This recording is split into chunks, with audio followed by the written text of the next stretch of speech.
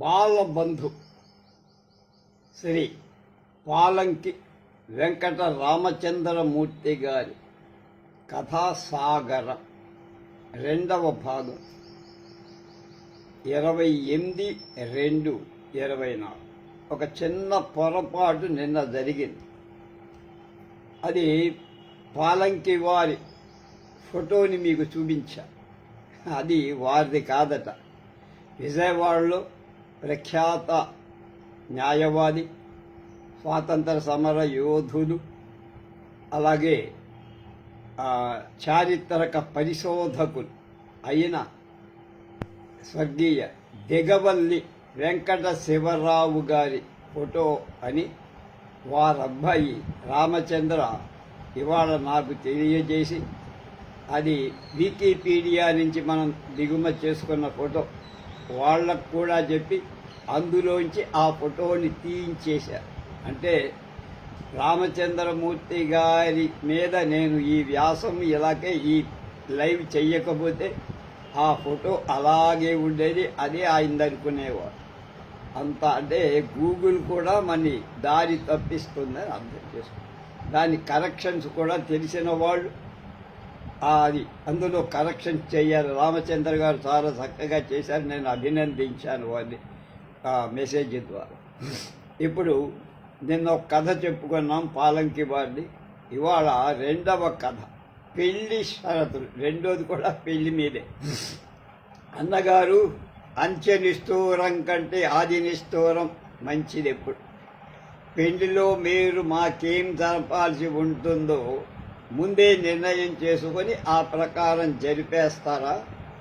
ఆనక ఏ పేచీ ఉండదు ఏమంటారు? అలా బంగారమ్మ అనడంతోనే బ్రహ్మానందం వలహా కిమ్మత్తు చేసే మాట చెప్పారండి మీరు. పేచీ అంటే నాకు గిట్టదు. కట్నం, కానుకలు, లాంఛనాలు ఇవన్నీ కూడా మీరేమీ కోరతారు ఏదో ఓ నిర్ణయానికి వచ్చేసి ఆ ప్రకారం తూచా తప్పకుండా చేసేస్తాను అన్నాడు. అట్లయితే వినండి. కట్నం 2,116 అంటే 2,232 రూపాయలన్నమాట. సరిగ్గా చెప్పారు. మరొకరైతే 2,116 అన్నట్టు అర్థం తీసి 216 వద్ద పేచీకి దిగుతా. అందుకేగా నేను అలాంటి అనుమానానికి అవకాశం లేకుండా చేసుకున్నా. సరే, ఇంకా లాంఛనాలు సెలవివ్వండి. లాంఛనాలకేమున్నాయి? పట్టు తాపితాలు, వెండి చెంబు, వెండి కంచం, వెండి టిఫిన్ క్యారేజీ ఇలాంటివేగా. తథాస్తు. అలాగే చెంబు అంటే చిన్న పెద్ద ఉంటాయనుకోండి. ఎందుకు ఇన్ని తులాల చెంబని, ఇన్ని తులాల కంచమని, అలాగే ఇన్ని తులాల పెట్టి క్యారేజీ అని నిర్ణయం చేసేయండి. ఏమైనా మీరు కూడా నాకు మళ్ళీనే వ్యవహారం పట్ల చాలా కరెక్ట్ మనిషి. 100 తులాల చెంబు, 100 తులాల కంచం, 200 తులాల క్యారేజీ, 200 రూపాయలకు తక్కువ కాకుండా పట్టు బట్టలు తాపీలంటే నాకు సమ్మతే. ఇంకా ఆడపడుచు లాంఛనాలు సెలవుబండి. వస్తా.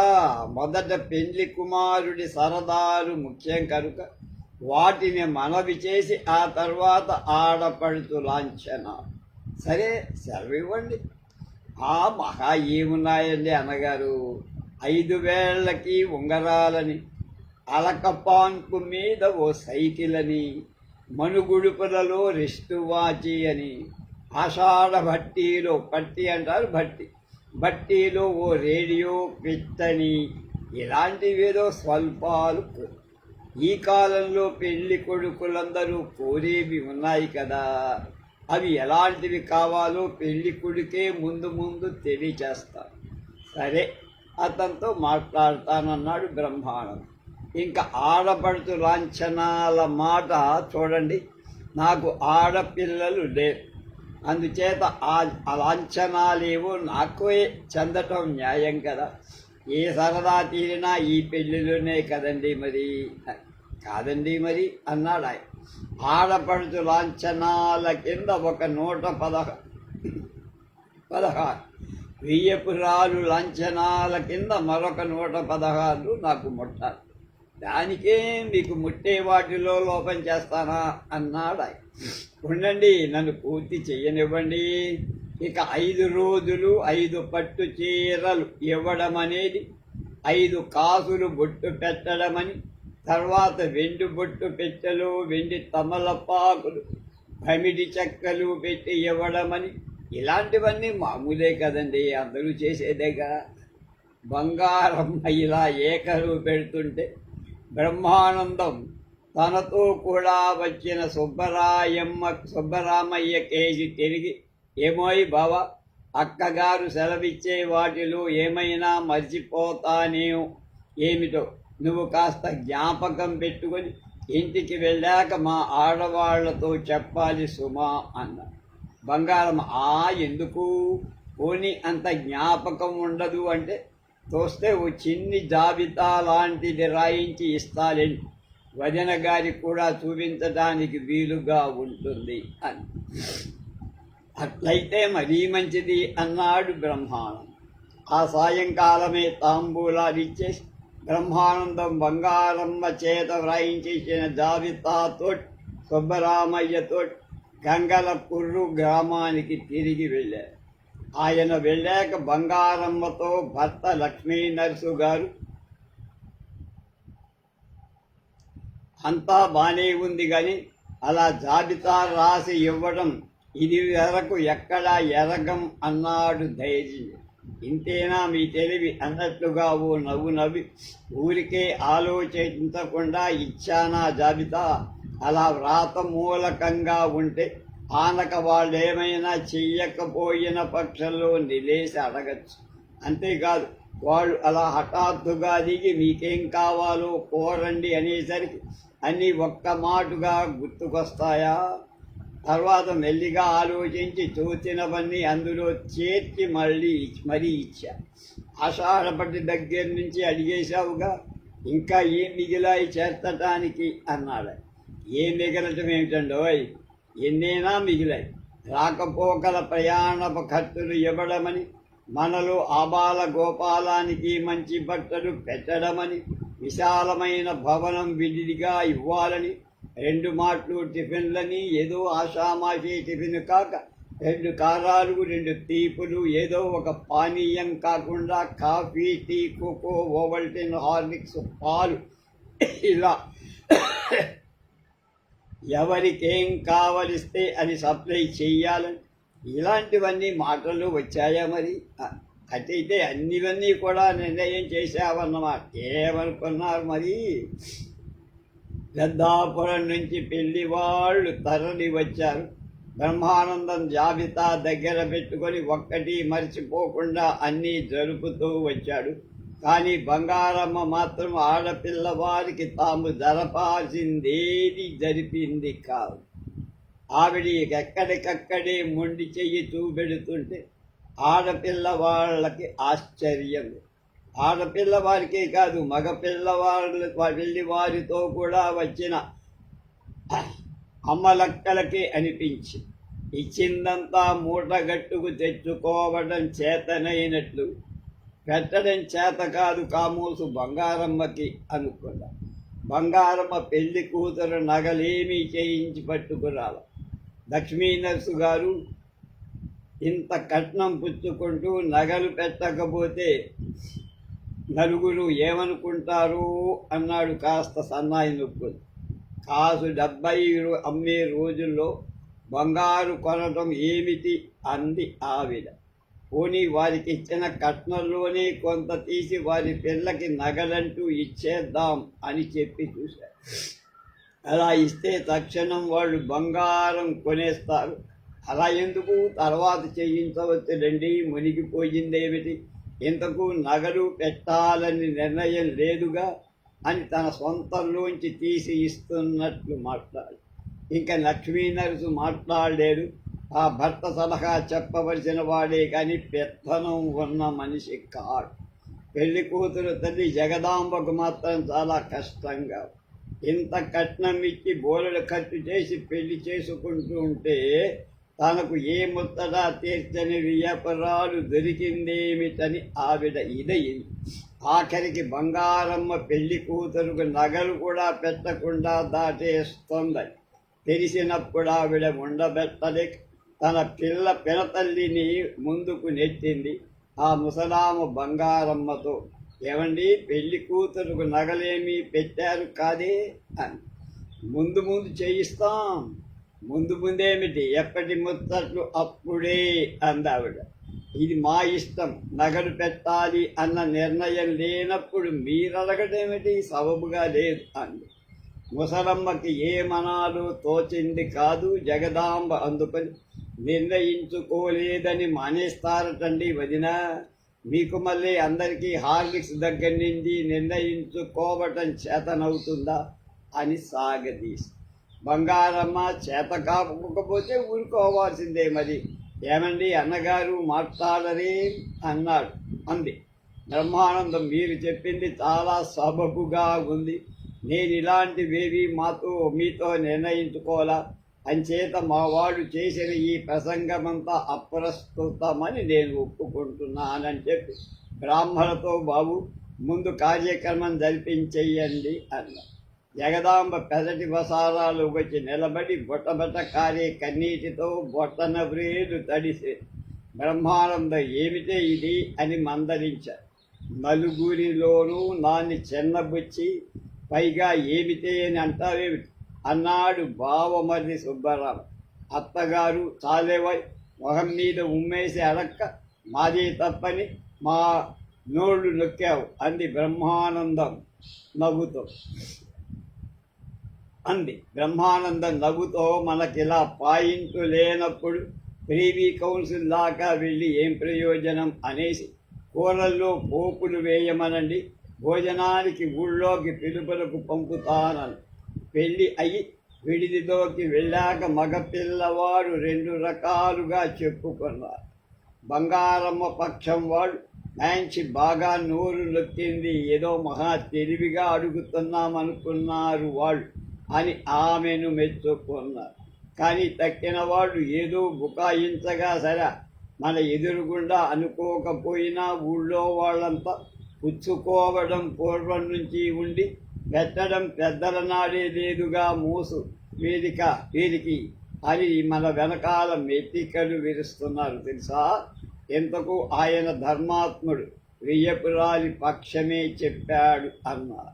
అలా అంటుంటే విడిదిలో గడియారం ఇట్టే కొట్టేసింది 1 గంట. ఇదేమి చెప్పమా, 1 గంట అయినా భోజనాలకి కబురు వచ్చింది కాదు అనుకున్నారు. భోజనాలు పొద్దెక్కకూడదని కూడా ఓ షరతు పెడితే బాగుండి పోతుంది అనుకున్నాడు బంగారమ్మ.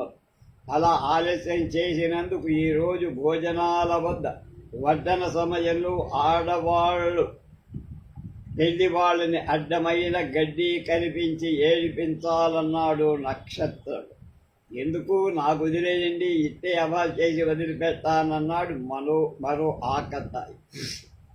వాళ్ళలా ప్లాన్ వేస్తుంటే గడియారం 2 కొట్టింది. పొద్దున్ననగా తిన్న ఉప్మా వగారాయి ఎప్పుడో అరిగిపోయి వారికి ఆకలి ఎక్కువైంది. బ్రహ్మానందం కానీ, జగదాంబ కానీ, సుబ్బరామయ్య కానీ ఆ వైపు నుంచి వస్తున్నారేమో అని విడి అరుగు మీద నిలబడి చూడటం మొదలుపెట్టి బంగారమ్మ తల్లికి రోషం వచ్చేసి పిల్లలు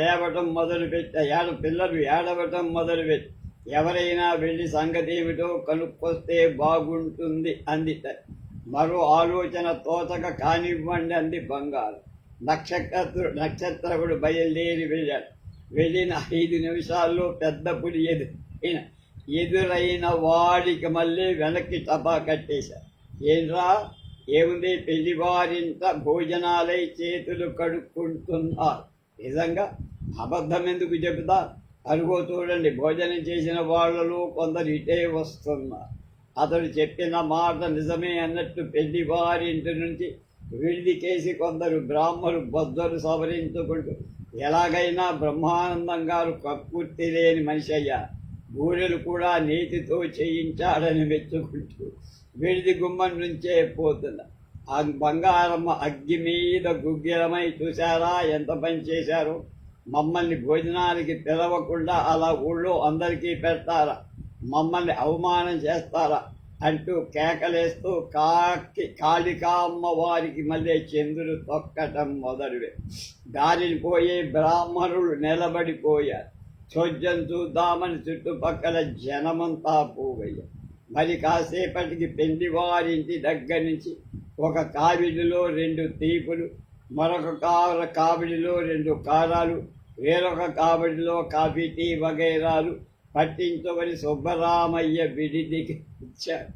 ఆ వెనకాలే బ్రహ్మానందం గోల్డ్ ఫేక్ సిగరెట్లు ఆడుకునేందుకు పేకలు పట్టించుకొని భోజనం పెట్టకుండా ఇవన్నీ ఎందుకు అని అడిగేశాడు బంగారమ్మ తమ్ముడు. ఇంకా భోజనం కాలేదా అన్నాడు బ్రహ్మానందం. బంగారమ్మ తోక తొక్కిన తాచులా లేచి వీధుల్లో పోగైన వాళ్లతో చూశారా ఆయన మాటలు, మమ్మల్ని భోజనానికి పిలవకుండా భోజనం కాలేదా అని అడుగుతున్నాడు అని. అందరిలోనూ నిలబడి చూస్తున్న రెవెన్యూ ఇన్స్పెక్టర్ గారు, ఏమిటి బ్రహ్మానందం గారు, పెళ్లివారికి భోజనం పెట్టకపోవడమేమిటి, మేమింకా వారు వేరే ఇంకో పందిట్లో ఉన్నారనుకున్నామని. బ్రహ్మానందం మెల్లగా జేబులోంచి కాగితం తీసి, బాబు ఇన్స్పెక్టర్ గారు, ఈ జాబితా చిత్తగిందండి అంటూ ఆయనకు అందించారు. వారికి మేం చెయ్యాల్సినవన్నీ నిర్ణయించుకొని మా వియ్యపురాలు ఆ జాబితాలో రాయించి ఇచ్చారు. ఆ ప్రకారం జరుపుకుంటూ వచ్చా. పెళ్లి అయ్యాక జరపవలసింది మధ్యాహ్నం 3 గంటలకి టిఫిన్, ఇదిగో పంపించా. సిగరెట్లు పేకలు కూడా అదిగో నిర్ణయం ప్రకారం తెచ్చా. భోజనం వారు నిర్ణయం చెయ్యలా, మీరే చూడండి. నిర్ణయం చేసినవన్నీ సుమారు 123 ఐటెంల వరకు జాబితాలో ఉన్నాయి. ఇవన్నీ చేస్తా, కానీ నిర్ణయం లేని వాటిలో నన్ను ఇలా నిఖా చెయ్యడం సబబా ఇన్స్పెక్టర్ గారు? ఏమండి బావుగారు, తమరే సెలవియ్యండి అని ఊరుకున్నాడు. పరధ్యానంగా వెడుతుంటే ద్వారబంధం తలకు టెడీమని తగిలి నసారం అంటినట్టుంది బంగారమ్మ. లక్ష్మీ నరసు బావగారు, నిర్ణయించుకోలేదని మేము నగలు ఎగగొట్టినందుకు మాకు ఇలా బాగా బుద్ధి చెప్పారు. పిల్లలు ఆకలితో నకనకలాడుతున్నారు. మీకు పుణ్యం ఉంటుంది, ఇంకా భోజన ప్రయత్నం చేయించండి అన్న. అంతా సిద్ధంగా ఉంది, మడిగట్టుకు దయచేయండి అని చెప్పి బ్రహ్మానందం సుబ్బరామయ్యను తీసుకువెళ్ళాడు. కుక్క కాటుకు చెప్పు దెబ్బ. వరాన్వేషణ కథ. ఎవళ్ళ అదృష్టం ఎలాంటిదో చెప్పను. ఇంటర్మీడియట్ పరీక్షకు 3 మార్లు వెళ్ళి పాస్ కాలేక ప్రాణం విసికి కలెక్టర్ ఆఫీసులో గుమాస్తాగా చేరిన రంగనాథరావు గారడివాడి మామిడి చెట్టుకు మళ్ళీ చూస్తుండగానే యుద్ధం ధర్మమా అంటూ చేరిన 10 సంవత్సరాలు డిప్టీ కలెక్టరై పోయాడు. అంటే ఊరుకున్నాడు, డిప్టీ కలెక్టరై ఊరుకున్నాడన్న. అతని చెల్లెలి మొగుడు జానకి రామయ్య ఇంటర్లో ర్యాంకు, బిఏలో క్లాసు తెచ్చుకు పాస్ అయ్యి ఎల్టీఐ హై స్కూల్లో మాస్టర్ అయ్యా. 75లో ప్రారంభించి 5 ఏళ్లలో 100 రూపాయల జీతం అయ్యాక గొర్రె తోకలా ఎదుగు బదుగు లేక ఆదాయమైపోయిందా మాస్టరుగా. రంగనాథరావు రావు సాహెబ్ అయ్యాడు. భార్య మీనాక్షమ్మకి నగలు చేయించాడు. కూతురు వసుంధరికి వేల మాస్టర్ని పెట్టారు. బ్యాంకులో డబ్బులు, ఏటేటా భూములు కొంటున్నాడు. జానకి రామయ్యకి విద్యార్థులు ప్రసాదించిన మారు పేర్లు తప్ప బిర్రులే లేవు. ఆయన భార్య మాణిక్యాంబ తనకి నగలు చేయించమని అడుగుతోన్నా అది అయ్యే పని కాదని ఆమెకు ముందే తెలుసు. భూములు పడటం దేవుడెరు. పిత్రార్జితం పుట్టెడు వ్యయమైపోకుండా తమ రాఘవుడికి మిగల్చగలిగితే ధన్యుడనుకున్నాడు ఆయన. రంగనాథరావు జానకి రామయ్య ఒకటే ఏడువాడు. ఇద్దరు 1 సంవత్సరమే స్కూల్ ఫైనల్ పాస్ అవుతాం. ఆ సెలవుల్లోనే రంగనాథరావు చెల్లెలు మాణిక్యాంబకి పెళ్ళై భావమరుదులిద్దరికీ జోస్తి ఏర్పడి కాలేజీలో ఇంటర్ చదివేటప్పుడు ఇద్దరు హాస్టల్లో గదిలోనే ఉండేవారు. రంగనాథరావు చదువులో వెనకబడ్డం, రెండు ఆయన గుమాస్తాగా ఆయన ఈయన మేస్టరుగా చేరాక కూడా ఆ రెండు కుటుంబాల వాళ్ళు అన్యోన్యంగానే ఉండే. రంగనాథరావుకు వసుంధర పుట్టడంతోనే మాణిక్యాంబ మా రాఘవుడికి పెళ్ళాం దొరికింది, పుట్టిందని సంబరపడింది. మీనాక్షమ్మ గారు మా అల్లుడంటూ రాఘవుడికి మర్యాదలు చేస్తూ, కానీ రంగనాథరావుకి ప్రమోషన్ వచ్చిన కొద్దీ వాళ్ళిద్దరి మధ్య ఆంతర్యం పెరిగిపోయి, అంతర్యం అంటే దూరం పెరిగి గుమాస్తా తహసీల్దారై 10 ఎకరాల 18 ఎకరాలు రావడంతో అల్లుడు మేనరుడైపోయాడు. డిప్టీ కలెక్టర్ రావు సాహెబ్ కావడంతో రాఘవుడు ఉత్తి రాఘవుడైపోయాడు. కడిపోసిన ఉట్టి వంకే చూసిందరు, కడిపోసిన ఉట్టి వంకే చూసిందన్నట్టు మాణిక్యాంబ మాత్రం ఇంకా వసుంధర్ని తన కోడలుగానే భావిస్తోంది. పెద్దాడ వారి మురళీకృష్ణకి వసుంధర్నిచ్చి చేయటానికి నిశ్చయించి తన అన్న తాంబూలాలు ఇచ్చి వచ్చేకనే దాకా ఆవిడ వసుంధర మీద ఆశ పెట్టుకునే. ఆ సంగతి తెలిపాక బాధపడి మొగుడితో, చూశారా ఎంత పని చేశాడు, పిల్ల చిన్నప్పటి నుంచి మనవాడికి ఇస్తానంటూ వచ్చి ఆఖరికి పైగా వెళ్ళాడు అని వాపోయి. ఆయన ఒక్క మాటు ఆవిడ వైపు తీక్షణంగా చూసి, అయితే మీ వాడు తన కూతుర్ని ఇవ్వకపోతే మన రాఘవకి పెళ్ళి అవదా ఈ దేవుళ్ళాటం, మనకి తగ్గవాడెవడో ఒకడు వీడి కోసం వెతుక్కుంటూ వస్తాడు. ఆనర్సు పాస్ అయిన కుర్రాడు నిక్షేపంగా కట్నం కానుకలతో వస్తుంది పెళ్ళెవరో, మీ అన్నతో వియ్యమైతే చెల్లెలే కదా అన్న లోపవ కొద్ది లాంఛనాలు జరపకుండా అతగాడు ఎక్కడికక్కడే మొండి చెయ్యి చూపించడు. పై సంబంధమైతే ఏ మగమాటం ఉండదు. ఈ ధోరణిలో మాట్లాడుతూ తమకు మేనరిక తప్పిపోవడం వల్ల లాభమే కానీ నష్టం లేదంటూ నిరూపించబోయాడు. కానీ మాణిక్యాంబ మనసు సమాధానం పడల. ఎంత గొప్ప సంబంధమైనా పై సంబంధం. పిల్ల మేనకోడంతో సమానం కాదుగా.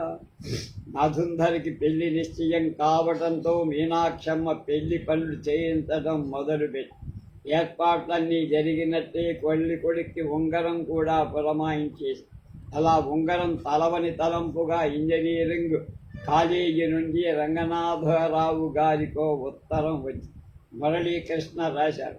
తనకి ప్రస్తుతం వివాహం చేసుకోవాలని లేదని, చదువు పూర్తయి ఉద్యోగమయ్యేదాకా పెళ్లి చేసుకుపోవటం తన సంకల్పమని, ఆ సంగతి తన తల్లిదండ్రులకు తాను ముందుగా తెలపకపోవటం వల్ల వసుంధర అందమైంది, చదువుకున్నది కనుక తానామెను ఎరిగి ఉండటం చేత తనకు అమ్మాయితో పెళ్లి చేసుకోవటానికి అభ్యంతరం ఉండదనే అభిప్రాయంతో తనతో చెప్పకుండా తన వాళ్ళు మాట ఇచ్చారని, నిశ్చయమైందని తెలపడంతోనే తాను రాసేస్తున్నానని, కనుక మీరు మరో ప్రయత్నం చేసుకోవలసిందని రాశారు. ఈ సందర్భంలో మా వల్ల మీకు కలిగిన ఇబ్బంది క్షమించాలి అన్న. ఆ ఉత్తరం చదవటంతోనే రంగనాథరావుకు ఒళ్ళు మండిపోయింది. ఆ కవర్ పుచ్చుకొని అవుతాడనుకున్న వియ్యంకుడి దగ్గర ఇంటికి వెళ్ళి, ఏమిటదా ఇంకా కట్నం పొందటానికి వేసిన ఎత్తా అని అడిగా. కాదు అని జంఝం పట్టుకు చెప్పాడు. అతనికి చెప్పకుండా మీరెందుకు స్వతంత్రించారు? ఇలాగైతే పూర్వకాలం మనిషిని కనుక స్వతంత్రించి. ఆ ఉత్తరంలో రాశాడుగా మావాడు, చదువుకు పెళ్లి అడ్డొస్తుందా? ఉద్యోగమైతే కానీ పెళ్లి చేసుకోవడం, ఉద్యోగం మీద ఆధారపడేవాడి కానీ వాళ్ళ ఆస్తితో వచ్చే నా కూతురి మొగుడికి అవసరం లేదే. ఇవన్నీ చెప్పి చూసా. నీకు రాయటానికి పూర్వం నాకు రాశాడు. గుండె బాదుకొని మద్రాసు వెళ్ళి పెద్ద మనిషితో వ్యవహారం బాగుండదని అనేక విధాలు చెప్పి, హాస్టల్లో కుర్రవాడు ఎగతాళికి నేను గురి అవ్వడం తప్ప ప్రయోజనం లేక, మీకు మగమాటంగా ఉంటే నేనే రాస్తానని మీకు ఈ కవర్ పంపా. ఇప్పటి కుర్రాళ్ళంతా ఎప్పుడో కానీ పెళ్లి చేసుకోమంటూ మొదలుపెట్టారు. రంగనాథరావు లుచ్చా రాస్కెల్ అంటూ ఎవరినో తిట్టుకుంటూ తిరిగి వచ్చాయి. చేసిన పెళ్లి పనుల వృధా అయిపోకుండా ఆ ముహూర్తానికే మరో వరుడికిచ్చి చేసేయాలని నిశ్చయించుకొని వరాన్వేషణ మొదలుపెట్టి ఆసంట వారబ్బాయి వీరభద్రుడు నచ్చాడు. ఆయన కోరినంత కట్నం ఇచ్చి చేసేస్తానంటూ వెళ్ళాడు. వారు సంబరపడ్డారు. కానీ చివరికి వారి గోత్రం వీరి గోత్రం ఒకటే అనేసరికి తెలిసి తప్పబడిపోయాడు. మల్యాల వారి పిల్లాడు చదువుకున్నవాడు డబ్బున్నవాడు అని ఎవరో చెబితే మహాబాగని వెళ్ళారు. కానీ వాళ్ళకి జాతకాల పిచ్చి ఉండి జాతకాలు చూసుకోవడంలో కులదోషం కనబడి ఆ ప్రయత్నం నీళ్లు కారిపోయి. ఇంకా చెప్పదగ్గ సంబంధాలలో వడ్డాది వారి వినాయకరావు కనబడ్డాడు. పేరు వినాయకరావైనా ఒడ్డు పొడుగు ఉన్నవాడే కుర్రాడు. కొత్త లేత మొహం, పిల్ల కంటే ఏ 10 నెలలో తప్ప ఎక్కువ వయస్సు లేదు. మీనాక్షమ్మ కులహీనమైనా పనికొస్తుంది కానీ వరహీనం పనికి రాదండి. ఈ ప్రయత్నాల్లో రంగనాథరావుకి సగం పురుసు విరిగిపోయి, ఎవరో మీ మేనల్లుడే ఉన్నాడుగా, పైగా తిప్పలు పట్టం ఎందుకు అని సలహా చెప్పారు రంగనాథరావు. కానీ రంగనాథరావు బియ్యానికైనా కయ్యానికైనా సమాన స్థాయి ఉండాలయ్యా అన్న. పిల్లకి కాస్త నగానట్లా పెట్టి ముద్దు ముచ్చట తీర్చాలంటే అంత తగిన సంబంధం కాదయ్యా మా వాళ్ళది అని చప్పరించేసింది మీన. పెరటి చెట్టు మందుకు రాదంటే ఇదే కామోసు అనుకుంటూ ఆ వచ్చిన ఆడు ఆశ్చర్యపడు. పెళ్లికంటూ తయారు చేసిన అప్పడాలు వడియాలు ఖర్చయిపోయాయి. కరణాలు మనసబులు చేసిన సప్లైలు కూడా తినేశారు. దొడ్లో పడేసిన పందిరి రాతలు వెదురుగడలు వేసినట్టే ఉన్నాయి. వసుంధర ఇదివరకే సమర్థాడినా మీనాకి పెళ్ళాయాకని ఆ సంగతి వెల్లడి చేద్దామని ఎవరితో చెప్పింది కాదు. తెలిసింది కూడా అమ్మలక్కులు ఎక్కదీసి అడగటం ఆవిడ ఇంకా ఏది అనే అబద్ధాలు ఆడటం జరిగింది. ఎలాగైనా త్వరగా పెళ్ళి అయిపోతే బాగుండు. కానీ ఏడీ వరుడు, ఆఖరికో వరుడు లభించాడు. నిక్షేపం లాంటి సంబంధం. జిల్లా రిజిస్ట్రార్ గారు అబ్బాయి ఎకరం 3,000 చేసే ఏకఖండం కాల స్వదరిని 40 ఎకరాల మాగాణి ఉన్నవాడు.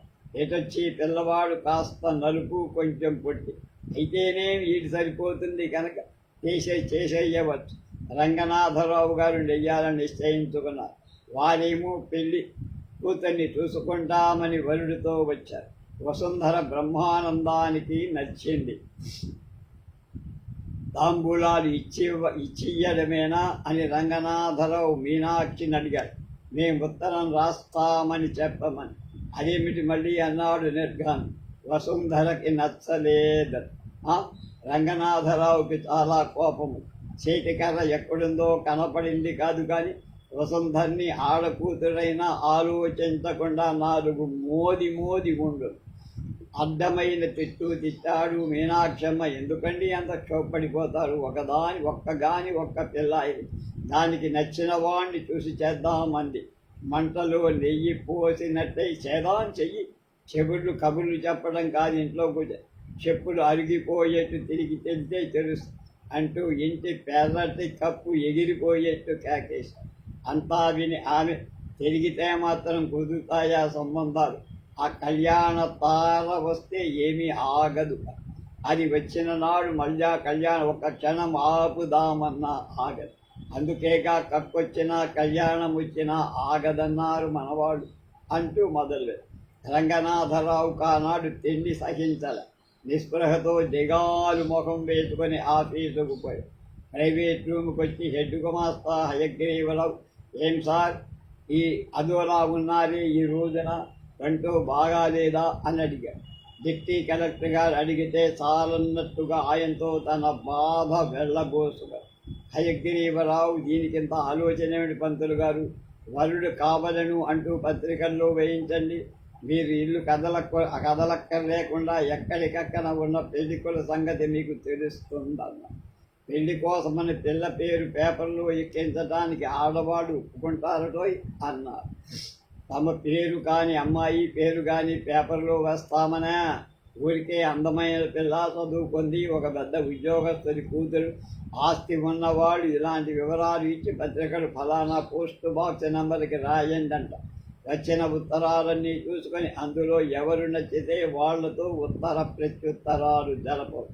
ఇంతవరకు మనం ఎవరో వాళ్ళకు అంతవరకు మనం ఎవరికో వాళ్ళకు తెలియదు. రంగనాథరావు గారికి ఈ ఆలోచన బాగా నచ్చి ఆనాడే పత్రికకి అడ్వర్టైజ్మెంట్ పంపారు. దాంతో సగం బరువు తగ్గినట్టు. ఇంటికి వచ్చాక భార్యతో అడ్వర్టైజ్మెంట్ గురించి చెప్పారు. వసుంధర తన కోసం తండ్రితో పడుతున్న తాతకి సానుభూతి కనబరుస్తూ రహస్యంగా తల్లితో పోని బాబుకి చేసేయకూడదుటే అంది. పిల్ల నిస్పృహతో అలా అంటూ ఉందనుకొని ఎందుకే ఫస్ట్ అయిన సంబంధం చేయిస్తా చూడు అన్నారు. 10 రోజులయ్యాక హిందూ పత్రిక వాడు అడ్వర్టైజ్మెంట్కి వచ్చిన దరఖాస్తులంటూ 6 కవర్లు పంపారు. హయగ్రీవరావు ఒక్కొక్క కవరే విప్పి చదివారు. ఒక్కొక్క ఉత్తరమే చదవడం రంగనాథరావు గారు మీనాక్షమ్మ పెదిమ విరబటమయ్యి వాళ్ళకొక్కడు నచ్చదా. ఈ కవర్ కూడా చూద్దామంటూ హయగ్రీవరావు ఆఖరు కవరు విప్పబోతుంటే రంగనాథరావు ఏమిటి చూసేది, అది ఈ రకం వారిలోకే ఉంటుంది అంటూ యథాలాపంగా వినటం మొదలుపెట్టి హయగ్రీవ్ అయ్యా తమరు వరుడు కావాలను ఈ నెల 6వ తేదీన హిందువులో వేసిన ప్రకటన చూశా. నేనొక వరుణ్ణి, నా వయస్సు 23, కొడుకు 5, 6. ఏమిటి 5 అడుగుల 6 అంగుళాల మనిషి జమానన్నమాట. అమ్మాయి కూడా పొడిగే కనుక జమానైతే బాగుంటుందండి మీనాక్షి. వయస్సులో కూడా 7 సంవత్సరాల తేడా ఉంది, మంచిదే చదవాలి. హయగ్రీవ్ నేను గత సంవత్సరం ఆనర్స్ 2nd క్లాసులో పాస్ అయ్యా. ఇంకానే మనం చూసిన వాళ్ళలో ఎంత చదువు చదివిన వాళ్ళే కనపడలేదు. బాగుందయ్యా, ఇతగాని చూద్దాం అన్నారు. ఇంకా ఉంది ఉత్తరం వినండి. మా ఆస్తి అంత చెప్పదగింది కాదు. ఓ బుట్టెడు భూమి, ఓ ఇల్లు మాత్రమే ఉంది. ఆనెస్ట్ ఫెలో ప్లెయిన్గా దాపరికం లేకుండా చెప్పేశారు. ఆస్తి అయినా అంత ఆస్తి నాస్తి కాదులేండి. మీరు పిల్లకి మస్తుగా ముట్ట చెప్పదలుచుకున్నారు కనుక వేన్నీళ్ళకి చన్నీళ్ళుగా తోడుగా ఈ 2 చేరితే వాళ్ళకి లోపం ఉండదన్నాడు హయగ్రీవ్. అవును, ఈ సంబంధం చూడవలసిందే. ఏమంటావు మీనాక్షి? రెండో పక్క కూడా ఉంది ఉత్తరం, కొంచెమే వినండి. తమకు నన్ను గురించి పోగొట్ట ఇంకా ఏమైనా కావాల్సి వస్తే ప్రస్తుతం అమలాపురంలో డిప్యూటీ కలెక్టర్గా ఉంటున్న శ్రీ రావు సాహెబ్ కె రంగనాథరావు పంతులు గారికి రాసి తెలుసుకోవచ్చు. రంగనాథరావు తన పేరు విని విముక్తి పడ్డాడు. ఎవరి కుర్రాడు, నేను ఎదుగున్న వాడేనా? ఎవరయ్యా సంతకం చూడు, ఏ ఊరు వాడో? సంతకమాండి చెరుకువాడ రాఘవరావు, care of Cherukuvada Janakiramayya, BALT board high school నెడదవోల్.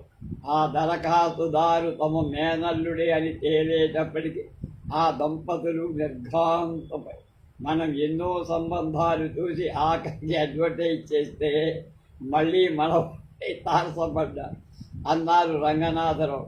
Meenakshi మాట లేక నిలబడిపోయి హయగ్రీవరావు స్వతంత్రించి అయితేనేం పంతులు గారు, మీ మేనల్లికి మనవాడు అన్న లోపం తప్ప తక్కిన విషయాలు ఏం చూసుకున్నా మీకు నచ్చాయి.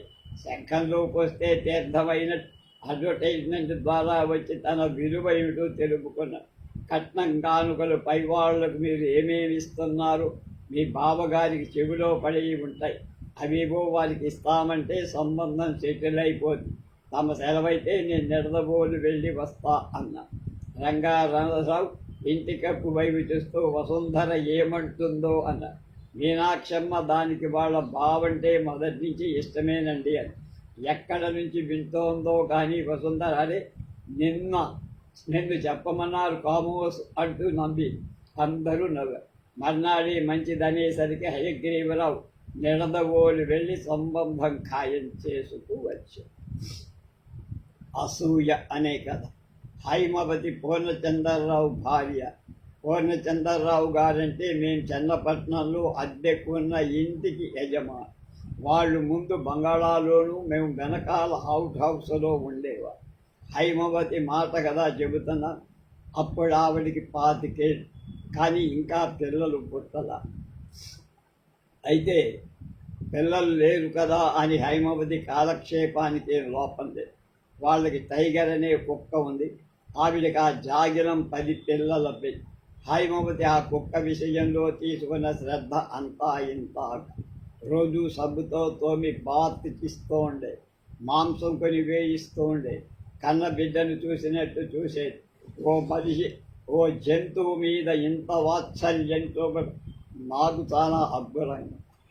టైగర్ సంరక్షణకు పోగా మిగిలిన కాలం ఆవిడ ముస్తాబు చేసుకోవటానికి సరిపోయేది. ముస్తాబంటే ఆషామాషి సంసార పక్షం ముస్తాబా కాదు. హైటచ్చులు, నెయిల్ పాలిష్లు, లిప్స్టిక్లు, స్నోలు, వాసన నూనెలు ఇవన్నీ ఆవిడ నిత్యం వాడు.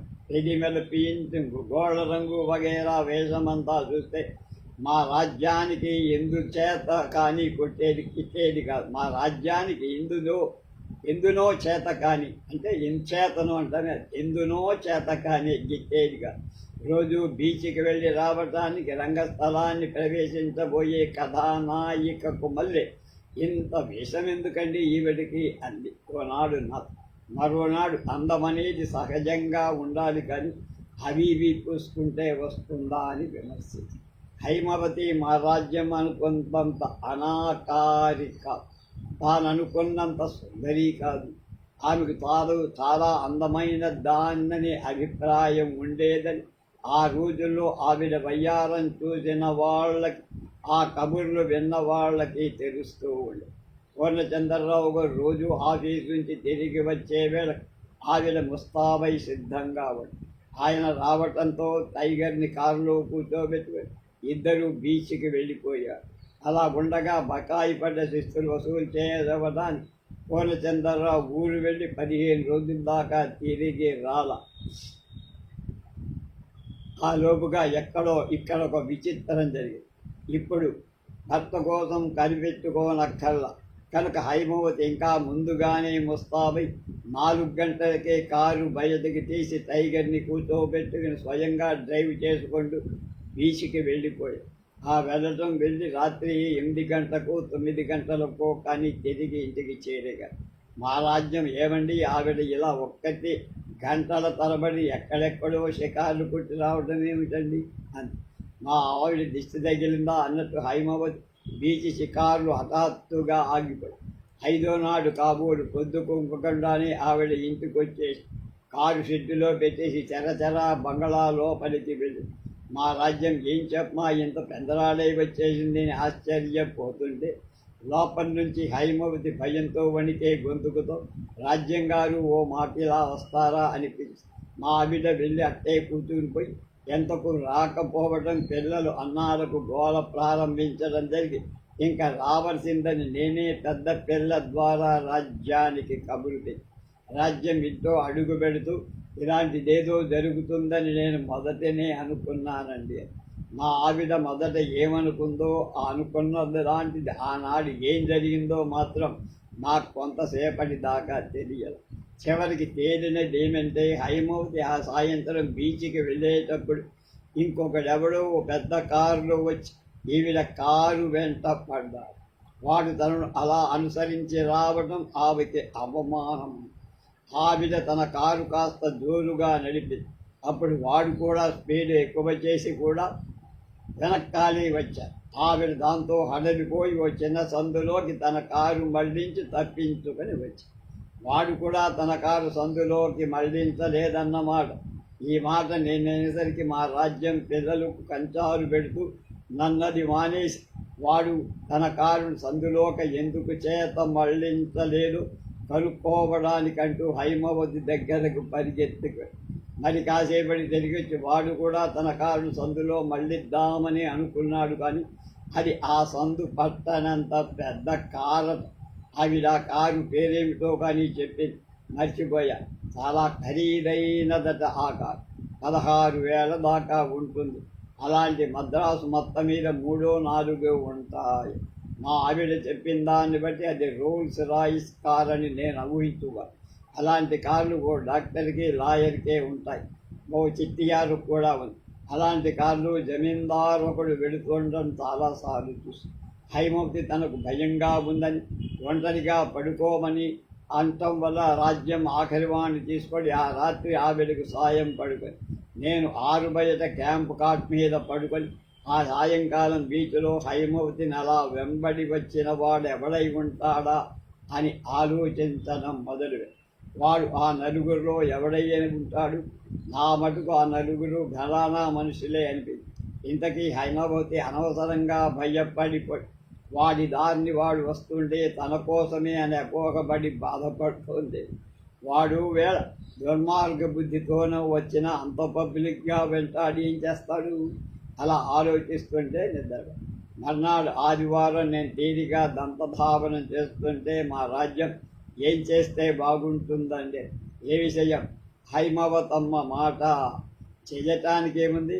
పూర్ణచంద్రరావు గారు వచ్చేదాకా ఆవిడ బీచ్ మానేస్తే ఈ ఆలోచనతో హైమవతి కూడా ఏకీభవించి ఇంకా ఆ సంగతి వదిలేశాను. మధ్యాహ్నం భోజనం అయ్యాక నేను వాలు కుర్చీలో నడుము వాల్చేసరికి పులుకు పట్టింది. వరహా కిమ్మత్తైన పులుకది. అయితే మా రాజ్యం హైమవతి వచ్చి లేపారు. ఏమండో వాడేట వచ్చాడు. ఎలా కనుక్కున్నాడు కానీ ఏకంగా ఇంటికే వచ్చాడు దుర్మార్గుడు.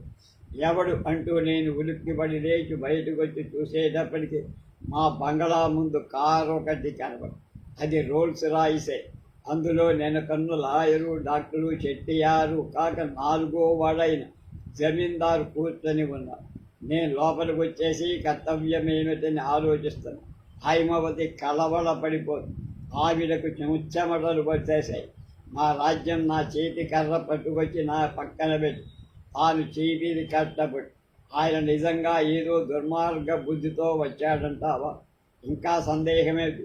నేనేం చెయ్యాలో పాలుబోక కిటికీలోంచి బయటికి చూస్తుంటే జమీందారు కారు దిగి అటు ఇటు చూస్తూ సందేహిస్తూ మెల్లిగా బంగాళా దగ్గరకు వచ్చాడు. గుమ్మం వద్ద ఆయనకు ఎవరు ఎదురు కాల.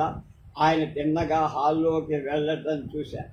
నేను అలా ఆలోచిస్తూ నిలబడిపోవటం హైమవతికి నచ్చల. ఆవిడకు ఉన్నట్టుండి తటాన్న ఒక ఆలోచన వచ్చి, అన్నగారు నేను వెళ్ళి వాడితో మాట్లాడతాను, మీరు వెనకాల కాచుకొని ఉండండి. వాడి నోటమ్మడ తప్పు మాట ఏదైనా వస్తే ముందుకు రండి. హైమవతి అలా మాతో చెప్పి ధైర్యంగా హాల్లోకి వెళ్ళింది. మా రాజ్యం రండి అలా చూస్తారేమంటూ నడిచింది. మంత్రముగ్ధునిలాగా నేనామెను అనుసరించి వెళ్ళా. చీపురు బుచ్చుకొని రాజ్యము, కర్ర బుచ్చుకు నేను తలుపు వెనకాల రెండు కక్కలా కాచుకు కూర్చున్నా.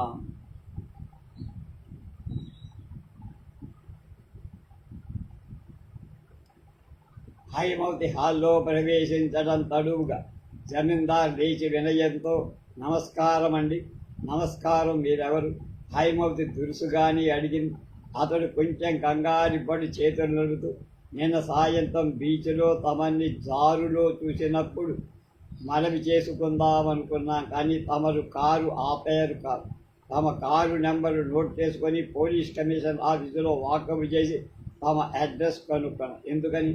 తమరు మరోలాగా అనుకోకపోతే మనవి చేస్తా. నిన్న కారులో చూసినప్పటి నుంచి మనసు తిప్పుకోలేకపోతున్నా. హైమవతి ముఖం ఎర్రబడి మా రాజ్యం ఒక అడుగు ముందుకు వేసి నాకు పదండి అన్నట్టు సౌజ్ఞ.